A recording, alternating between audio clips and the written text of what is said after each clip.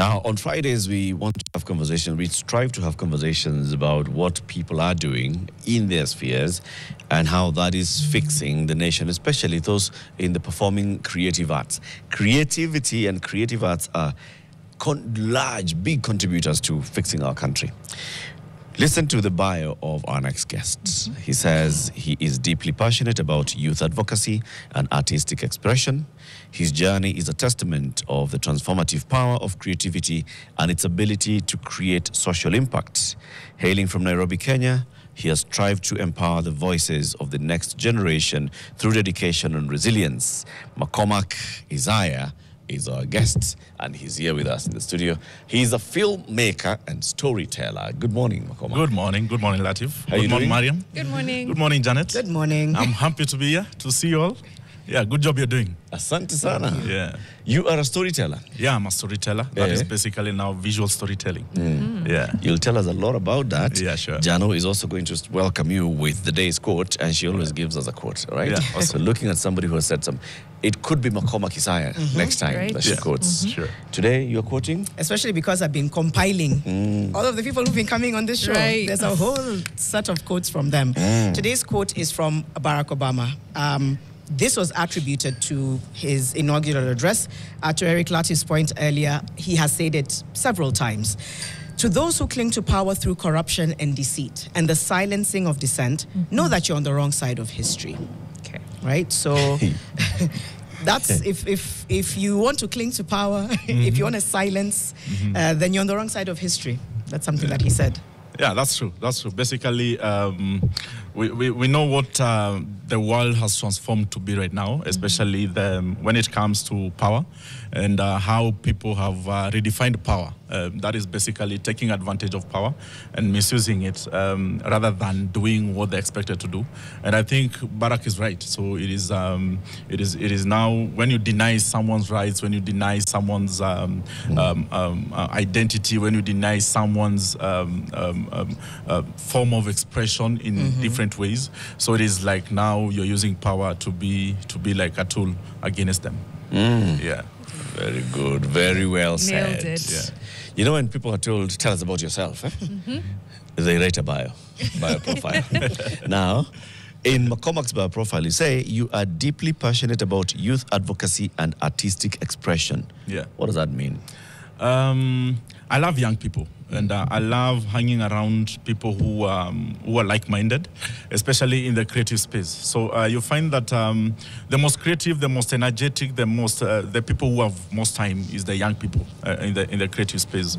So the expression in the creative space is now meaning that how can we use film to amplify our voices in different ways? How can we use film to bring change in the country? How can we use our film to like empower the young people in the society? So what I mean is like, how am I going to transform my community?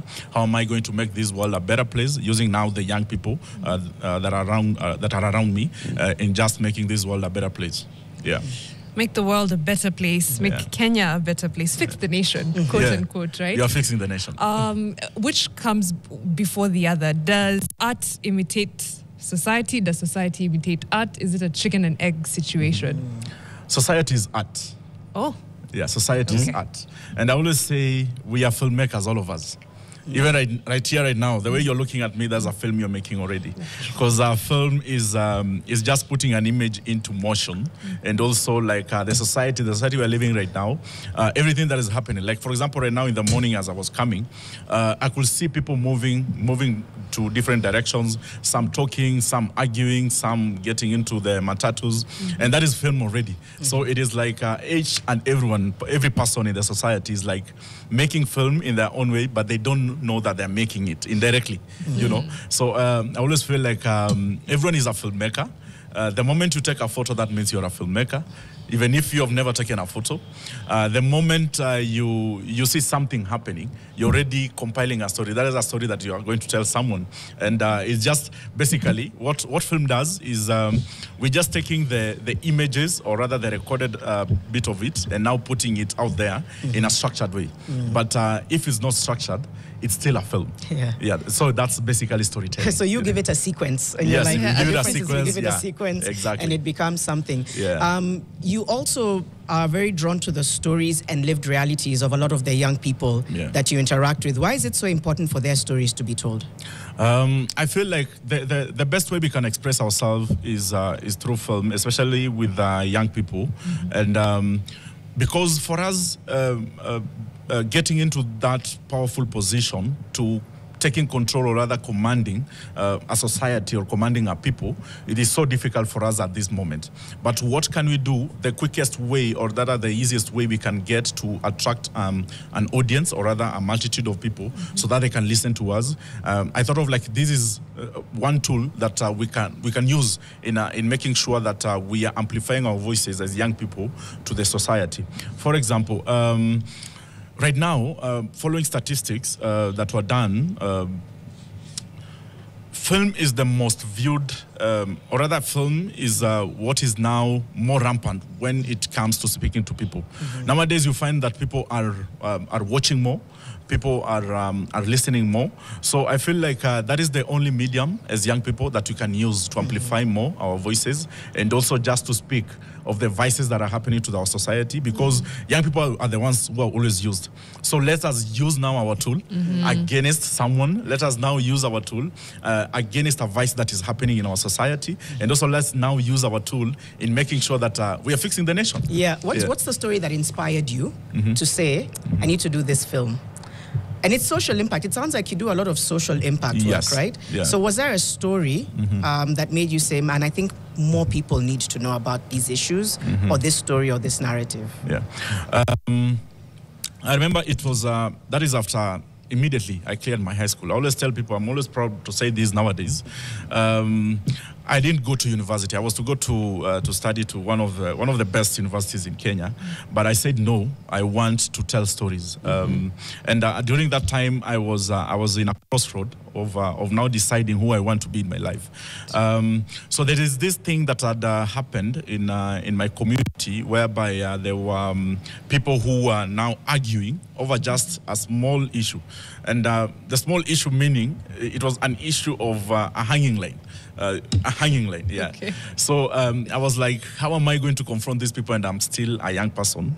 And I was like, let me just do what I can do, and just approach them and tell them in a better way. So the best way I could approach them is I went to them through storytelling. So it was like something like starting a story from the background of it, and also getting to a point whereby they could realize the story, that the background I'm coming from is now on touching on what has just happened on the two of them, and also just indirectly. So that's when I felt like there is something I can do through storytelling, and indirectly attack someone, or rather just try to change someone's perspective on something through storytelling. So that's what got me into filmmaking, and also like seeing what is happening in our country, because it gets me frustrated sometimes. Like for example, the news you just mentioned this morning of what is happening, it is so frustrating sometimes, and it feels like what can we do as a nation? What can everyone do? Like I can't be a journalist, I can't be a preacher, I can't be a president, I can't be like, a leader. Maybe I can be a leader in my community, but now at this moment, what am I going to do to make sure that I'm amplifying my voice concerning this matter or concerning these issues? So I feel like that has always been my motivation when it comes to storytelling, and why I want to tell stories to the world and also to my country, so that because people relate more with when they watch and listen. So it is something that I saw like this is my motivation in wanting to do something different in a different way. Right. Yeah. Messaging can be very well brought out through film. Yeah. It can be political, it can Exactly. be non-political, it could be 100%. societal, everything, right? 100%. And it will land because no one is telling you vote for. It's just Exactly. subliminal Exactly. messaging, Yeah. How do we make sure that we don't co-opt film in Kenya specifically for political gain, because I guarantee you there's someone whose wheels are turning. They're like looking at all these shows being picked up across different platforms, going international. They're looking at the film industry growing, at the theater scene growing, and they're like, that's my opportunity. I'm campaigning up for next year. If there's one space you can't corrupt is the film industry, the film sector. How so? Interesting. You can't. The reason why I say you can't corrupt the space is we tell stories. I can tell a story about Latif, but Latif won't know that I'm attacking him. So the moment we say, for example, we want, because you can't come tell me the kind of story I want to tell. The moment I'm a genuine filmmaker, you can't come tell me like, this is the story I want you to tell. I want you to write a script about this, and so that you can film it, blah, blah, blah, and all that. That is, yes, you can do that, but now that is now if you don't have a motive of what kind of storytelling you want to tell. So, for example, there are different ways of coming up with stories. Some come through dreams. Some come through just hallucination. You're walking and then you see something. Some come through encounters with the things. Some come through just random stories that you come across. And that is one thing that makes us now more powerful when it comes now to like how we can't get corrupt by now the people who are going to use us in telling their own perspective, or rather now sanitizing them in our films, like making them look better in our films. I've encountered such people. They've come to me. They've told me like, I want you to write this story about me so that the film can be out there. We're going to do a community screening so that people can see like how powerful I am, like the kind of person I am. Right. And you know, it makes it now like have a stand, like as a filmmaker. This is what I want to tell, and also this is what I want to gain at the end of it all. Because it's not about money, but it's about changing a narrative, changing a perspective. Wait, so did you say no when they came to you? Yes, I said no. Okay. To be honest, yeah. And also, there's someone also who approached me from a different country. A whole minister in a whole country came and told me like, now you're telling a story about someone that I know. Why can't you tell a story, attach my story to it? You know, and looking at, I was like, let me go check, let me go do a background check on you so that I can see if I can tell a story about you. I never got back to him. So I was like, there is, he said, let me get back to you in 6 to 7 decades. Exactly. So, but I think what you've just said, McCormack, confirms what the question was. That it's possible to use film to influence negatively. That it's also possible to use film as a tool for propaganda, which is what we've seen. It's possible to use film to create a certain perception about a certain culture, and we have seen it. So film is a very powerful tool. A very powerful tool. And it can be misused. Let me give you... There are those who may argue that, you know, it's we are doing it for good. What we're doing is we are creating, you know, film about our country, about our community, about our culture. And then we share it across the world so that people can understand us better. But what you're trying to do is you're actually trying to influence those people to sort of like think like you. Or in some ways to think in a certain way. That they think this is who you are as a people, but yet that's not who you are. You create perceptions. You know that, you know, Kenya is this place that, you know, is so peaceful. In fact, Latif, you said it right. And if I can cut you short, do you know what you show me about you is what I'm going to always know it's you. For example, let me use an example of the Western world, the way they view Africa. They don't view Africa as it is because they've been here. It's because of what we've been showing them. This is the kind of people we are. Through now our visuals, especially when it comes to media and also comes to filmmaking. Like telling a story. Let's say, for example, I tell a story about Kawangware, how bad Kawangware is. There's a Mzungu somewhere in New York who has never stepped in Africa, and they've never stepped in Kenya. They don't know Kawangware, but they are going to have a perspective of what Kawangware looks like. Yes. So whatever I've shown them in my images is what they are going to what is going to stick in their minds forever. The moment they will want to come to Africa, or rather they want to come to Kenya, the first thought will be, let me go to Kawangware. It's the worst place I've ever seen in my life. I want to experience it firsthand. You know, when they come to Kawangware, they're like, is this the place that I was shown in the screens? Because, you know, we find ourselves in a position as filmmakers putting out the wrong narratives about our country, about our societies. You know, Kenya is a powerful country. Kenyans, we are known to be hardworking people. We are known to be great people. And that is what we need to tell in our stories. Because in the countries that we perceive now, these are the most powerful countries, they always have their own mishaps. They always have their negative and dark sides. But they never show that in their films. They'll show you the better bit of their films. And looking, for example, look at Hollywood. They've been telling stories about their former presidents and the life of their former president. And now that is something that most even of our politicians, they watch even before getting to power, or rather they use the films to lead us, to rule us. So, but our narrative has been changing a bit. Well, it's evolved. I think there's a long way to go, but I'm finding that one-dimensional way of telling the Kenyan or African story, at least over the last 5 years, there's been quite a fair bit of pushback.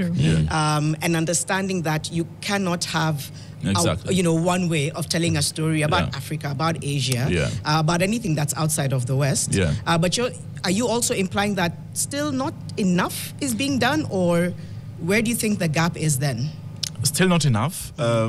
Yes, we are doing enough. We are doing a lot. That I must acknowledge, especially as Kenyan filmmakers, we are making strides towards that direction, but it's still not enough. We need to put in the work. One thing that I learned, there's a show I'm working on, is known as the German King series. It's being produced by Angel Studios. And one thing about the show is we are trying to tell the world what Africa is, because it's a story about a Cameroon king who was born in Cameroon but raised in Germany, and now came to fight for his people in Cameroon, back in Cameroon. And one thing we are trying to do about the show is to tell the most powerful bits of the African story. That is, now we have heroes and heroines, we have people, we have castles, we have leaders who can command. We have chiefs who always take command of our communities. Now that is now taking it back to our culture. And the reason why I'm saying we have not done enough when it comes now to changing the narrative about our film and also about our cultures and history is we focus more. We are more of most of our filmmakers, most of us. I've also been a victim of that until I came to realize, whereby I wanted to do films in a Western way. I wanted to do a film in Kenya, somewhere in Lavington, but I want to arrest a guy in a Western way, of which that is not us. That is not African. The cops are wearing body cams. The police car has strobe lights. Exactly. Not a Mariamu. Exactly. So it is. Hands where I can see them. So it is about, like, as in, how are we telling stories from our own perspective, from our own lenses. Because, exactly. Things like those. Exactly. So it is like we need to do more enough, especially when it comes to capacity building. One thing that I've learned from the show is we had to do a lot of research. We've been doing research for the 9 years for us to come and start producing this show right now. And one thing I learned is I had to get to a point whereby I have the capacity of telling such a story from my own lens. I had now to distance myself from the way the Western films are told, and now getting to a point of, now this is a Kenyan who knows nothing about the Western, who knows only the culture of the African, the culture of a Kenyan, and also the culture of a king in an African kingdom, and now being in a point whereby giving the power I know about Africans, and also the power that I know about now our heroes and heroines. We're about to take a break, but when we come back, I want to pull on that thread and focus on something I like to call positive propaganda. It's no mistake that Superman's uniform is red, white, and blue. It's messaging, right? Exactly. It's, or Captain America. Right? All of that. How do we make it work for us now? Sure. We'll be right back after this. And not Wakanda brought to us, but our own. Right. Taking a break, Isaya is a filmmaker, he's a director and producer. He's here today telling us how he's using storytelling to fix the nation, and how not just him, but others in his industry. We'll be back shortly at 7:30. 400. We always appreciate you for joining us wherever, whether it's on Nation FM or NTV, or following us on our digital platforms, NTV Kenya on YouTube and Facebook and TikTok and X, and even those ones who are following us on ntvkenya.co.ke. The Kikombe says the narrative about our film will only be changed when the universities change their methodologies. Oh, and hire music teachers. Very interesting. Says hashtag fix the chaos. Fix the chaos. You know, I agree, because I found out very recently that it's standard practice in film school to learn lighting for white skin. Even when you're here, you don't learn how to light black skin. people. And It is always hard to light a black person. The hardest thing ever. Really? Yes. Oh, man. So our guys here are good. So the methodology, that's right. Speaking to teach them how to. Lighting and sets that work for us. Eugene Ocheng, speaking to the issue of Nyamira earlier, says Nyamira County pays staff salaries very late. Inefficient government at the optimum. So he contributed to that conversation. Thank you for all of you joining us. You know, speaking about university and what they teach, I remember having a conversation last year with a young filmmaker, just graduated university, Wajiko Kamau. She's, I think, 23.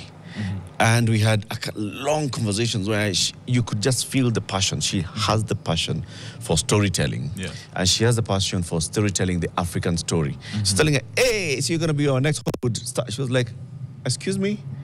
No, we are doing Kenya, all right? We cannot continue saying at we are benchmarking ourselves with Hollywood and Nollywood, and no. That's them. We are benchmarking ourselves with ourselves. In fact, now they have formed a group.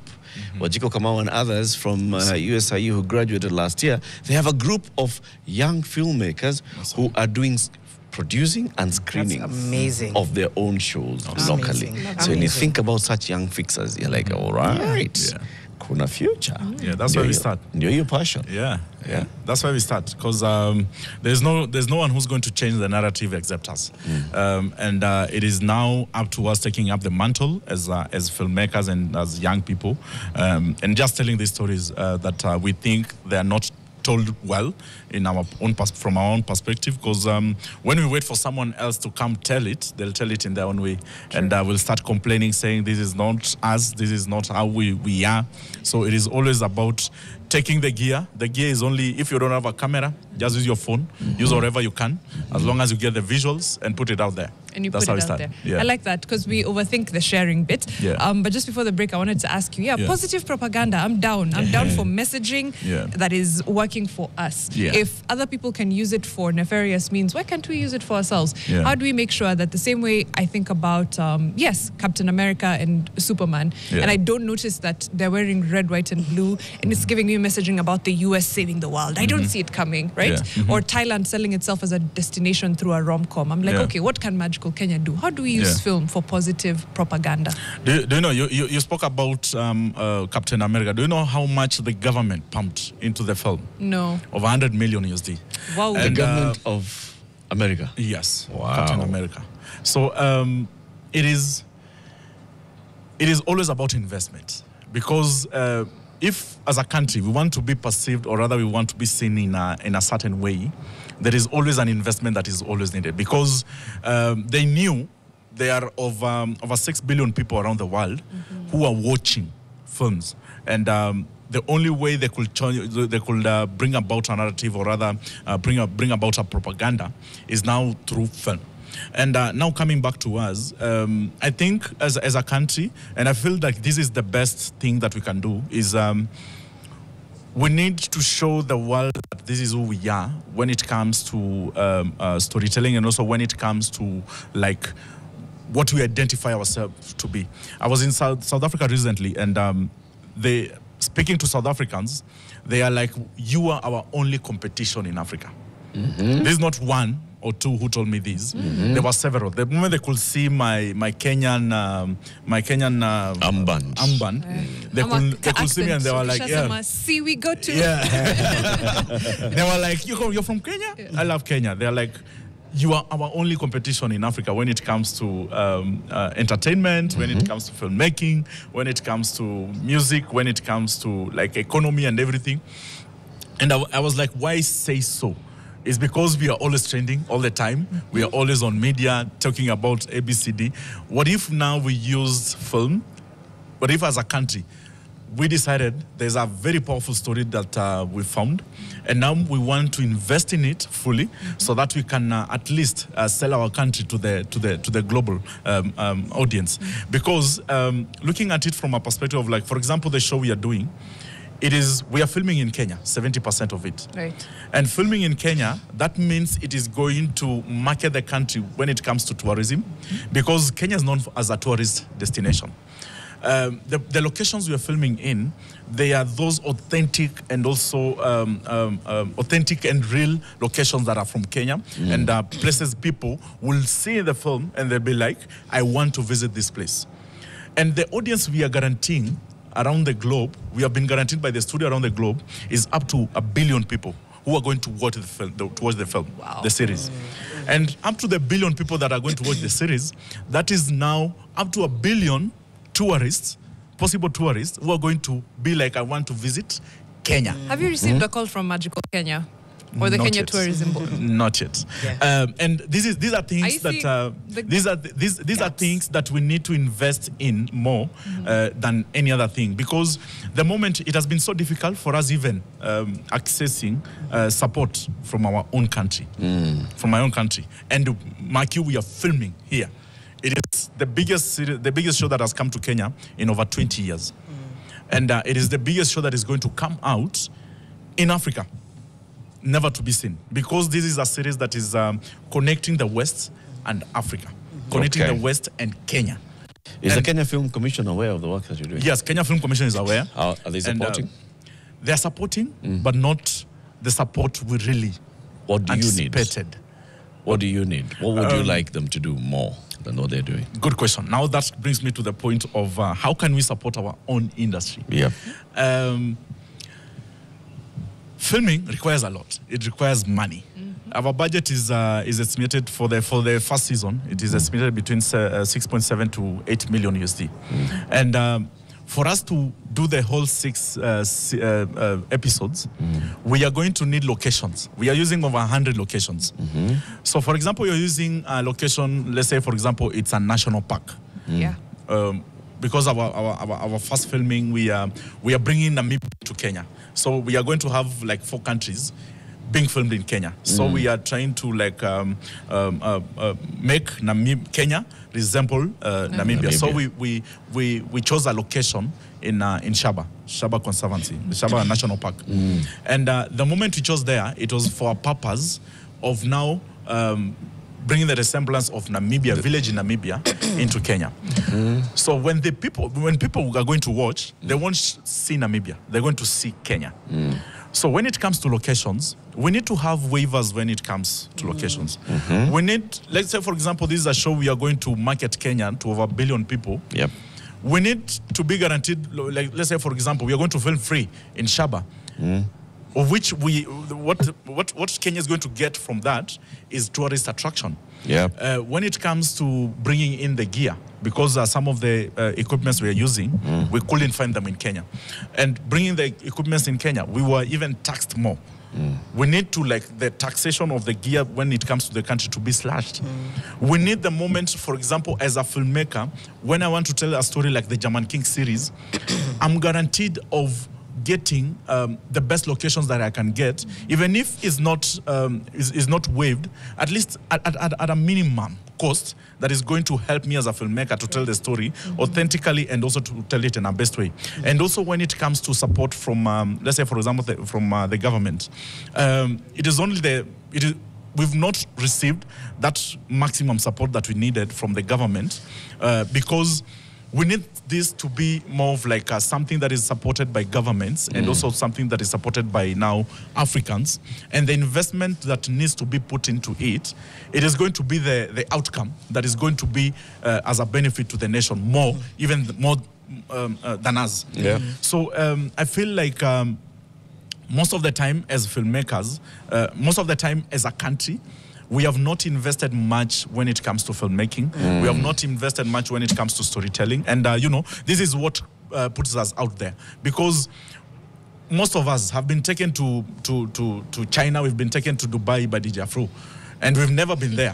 But someone can ask you, Mumbai. You know Mumbai is in India. Yeah. You're like, have you ever gone there? No. But the Jafra has taken you it's there. what you've seen. Yeah, what you've seen on the screens. Yeah. And is what is going to sell the country more. And what we are looking at is how can the governments come in making sure that they're supporting such shows, in making sure that they're supporting such stories, so that they can, number one, sell the country, support local businesses, pump investment into the country and all that, bring investors, into the country. For example, looking at a show like Bridgerton, it pumped over 450 million USD into the United Kingdom economy. It supported over 5,000 businesses, small businesses in the country. And that is what we need in the country. We are talking about unemployment. In a film set, a single film set, in a single day, I can employ over 1,000 people who will be working on the film set. And that is, have supported over 1,000 families. How many families do we have out here? And the moment I'm in a film set, I'm going to have caterers on set. I'm going to have cooks on set. I'm going to have doctors on set. I'm going to have pilots on set. I'm going to have horses on set. I'm going to have all these people that are now part of our community working on the set, and now they are gaining and also benefiting from that. So the investment creation that it puts in is not the investment that you're going to take it and take it to another country. When you invest, for example, in a show like the German King series, it means the money that you're investing in, let's say, for example, $1 million. The $1 million is not going to go outside Kenya. It is going to remain in that country. Yep. But what we are going to do is, like, how are we going to put it in a way that we are selling the country to the global world in a positive way, so that we can bring in more people to invest, we can bring in more tourists to come and just visit the country to see some of the best scenes that we have in Kenya. Everything that you're saying, McCormack, I can bet you I have heard those words saying in exactly the same way by the boss of the Kenya Film Commission. Exactly. Right? So, I mean, this is what the Kenya Film Commission says. We need to do, we can see this is the value of film, this is the value of investing in film in Kenya. So the question then is, if everybody understands this, right? The Kenya Film, the government understands, and that's why they've established the Kenya Film Commission. Yes. There's a Ministry of Information then, but we don't have a state department for film and creative arts. That's another whole conversation that maybe we should look at. But if all these are the things that are needed to support, just to spur the local creative economy, even by creating those talent academies and all, why can't we just have a seamless way of coming in and saying, I am producing a film, this is what I'm doing, and you just get that stamp, which gives you tax waivers, which gives you rebates, which gives you access into the places that you need to go to. If it's a park that you need to go to into a park, you get the access to a park. Why is there so much bureaucracy and red tape? It is, and I'll say it live here. It is, we have so many gatekeepers when it comes to the film industry. And someone is just going to stop you from accessing a certain position, or rather accessing a certain person. Let's say powerful person in the government, or rather in the film industry, just because they want to eat something in between. And this is what is killing us. The bureaucracies, as Janet has said, and also there is so much that is required for me. For example, even telling us to, even doing a film in Kenya is so hard. Trust me. You need a lot of licenses.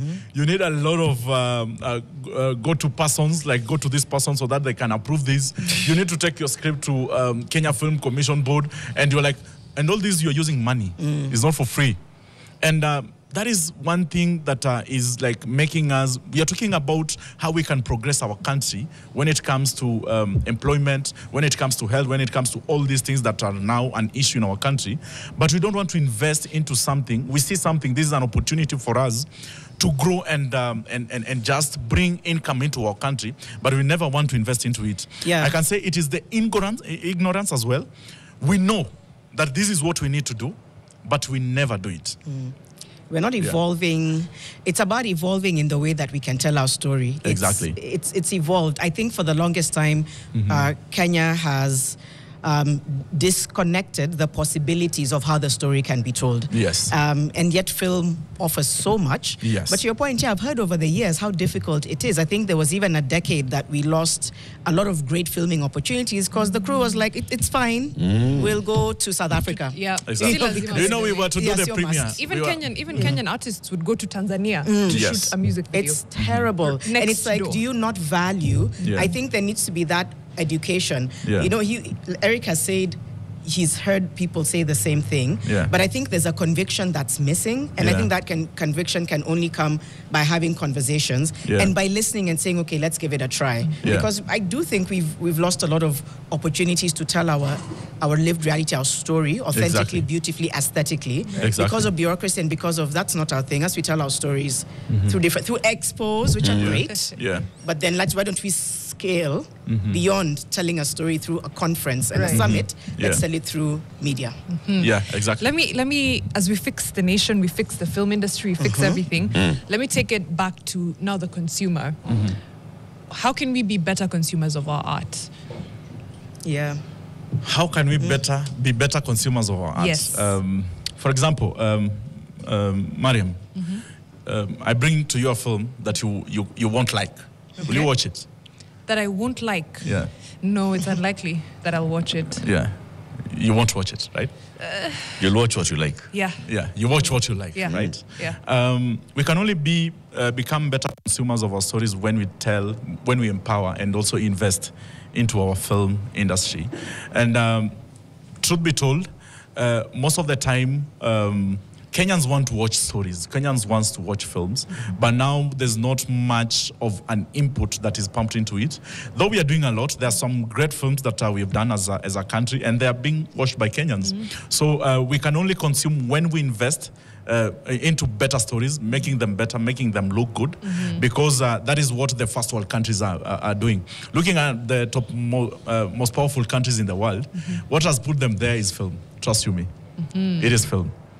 It is film. The messaging and the propaganda of film. Yes. Aya, I'm thinking through, there's no point where I just need to power through the bad film that I don't like, because Exactly. I know the next one is going to be better, and the next Yes. one is going to be better, and the next one is going to be better. Or is it I just wait for the industry to give me content and then I'll watch?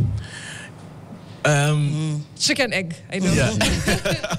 Yeah, it is that kind of scenario whereby the consumer is waiting for a story to watch, and also the filmmaker is making a film thinking that is good for the consumer to watch.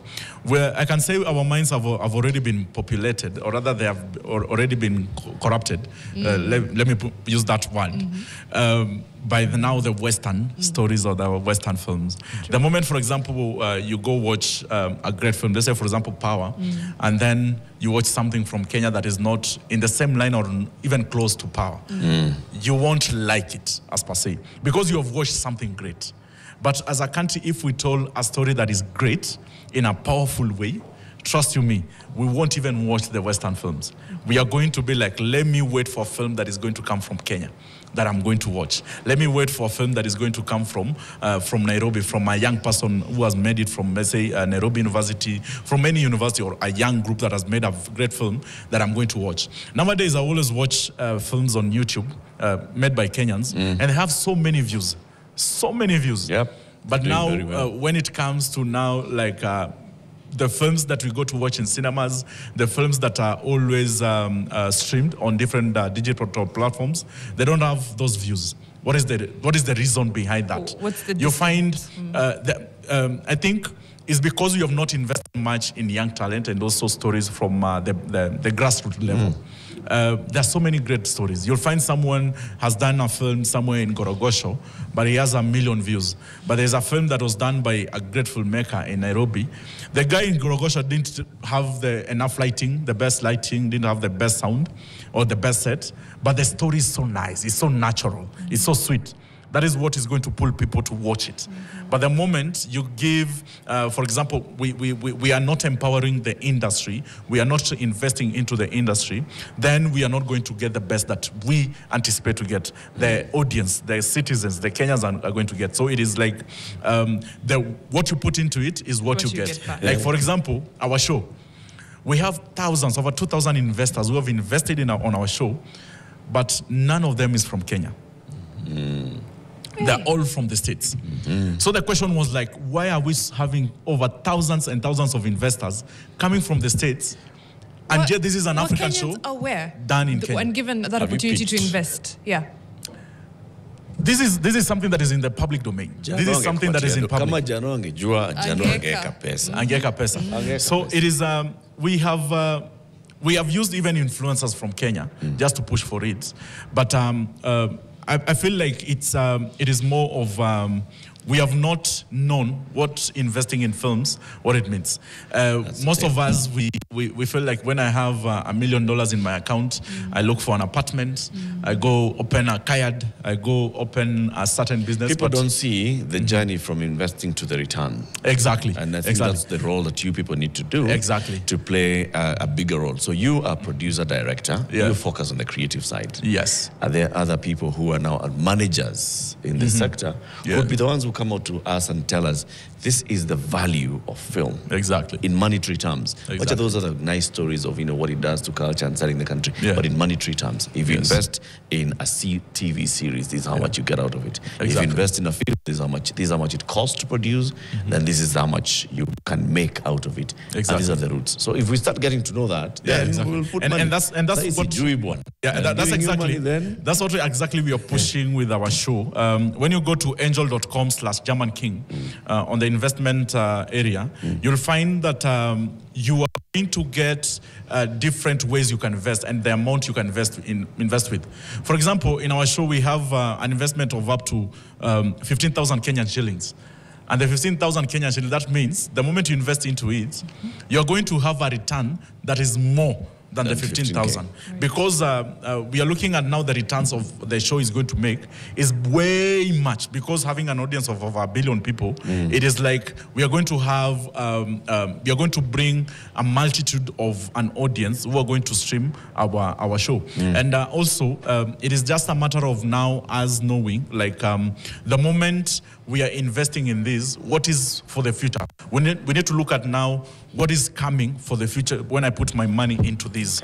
And that is what is going to make us, to make Africans or rather Kenyans understand what investment is when it comes to filmmaking. And also now pulling or harnessing people to come on board and be like, this is what you need to invest in and how this is how you can invest. McCormack, we thank you very much for joining us. McCormack Isaya is a filmmaker. He's a storyteller using film. He's a director. He's a producer. He's been telling us how this industry is doing to fix the nation. And yes, there's a lot still to learn. We are at the KICC today, here to have a conversation with SMEs, people who are basically just in enterprise. Whatever kind of business you're doing, you can come and join us. It's free entry. The SME Conference and Expo has been taking place here from Wednesday up to today, and it's ongoing, and that's why we're here to say let's have a micro ground with the people who are running businesses, small businesses, micro businesses, whatever kind of business. What are the challenges? What are the success stories? What would you like to see fixed?